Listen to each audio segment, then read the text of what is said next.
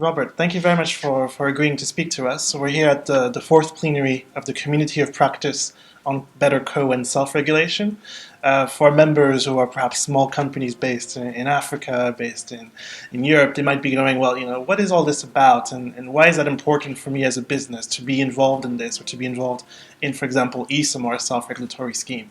Sure. So business wants to do business, and it also wants to do business without tripping over society's expectations, whether those are conveyed in rules or customer expectations or reputation. And I think a code of any sort, if it's well designed, will provide a shortcut for the entrepreneur to understand what is good enough in terms of my business blueprint. And one of the things which we heard, I guess, this morning is that Europe is thinking a lot about these issues and is thinking a lot about where self-regulation might be moving forward. So where do you yourself see self-regulation as a policy tool? Is this something that Europe is going to be pushing more? And what would be the requirements from business to make it happen? So my perspective comes from being a pretty much career-long trade negotiator. So I live for the global economy, the open, rules-based trade system.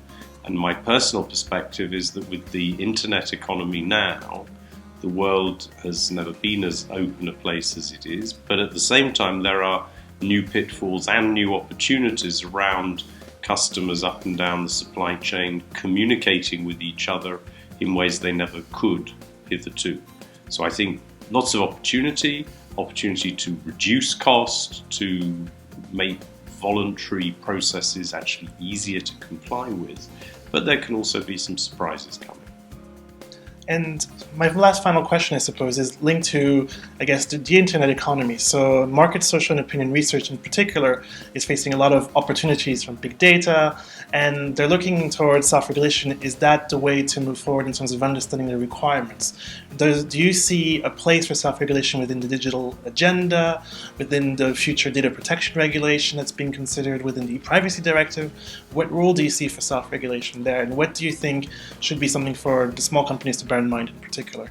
Well, I think that the essence of the self-regulation, voluntary regulation ethos is that you need to put your commitments where your customer can find them and then live up to them and be accountable to them. In other words, compliance isn't something that happens under the radar screen.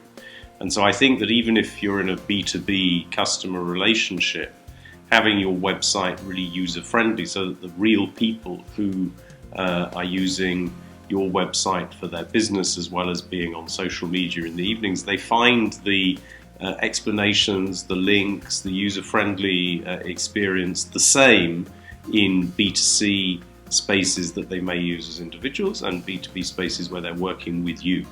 And then I think if you start from that logic, the logic of user experience and openness and interactivity, the whole sort of voluntary regulation behavior becomes almost natural.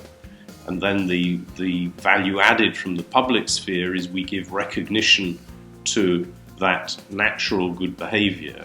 And as a result, hopefully we can reduce over time the pure regulatory burden on businesses. Great. Robert, thank you so much for giving us a bit of your time to give your insights into this and to underline really the importance of continuing to maintain self-regulation moving forward. Good. So we appreciate your support. Thanks. Thank you very much, Robert.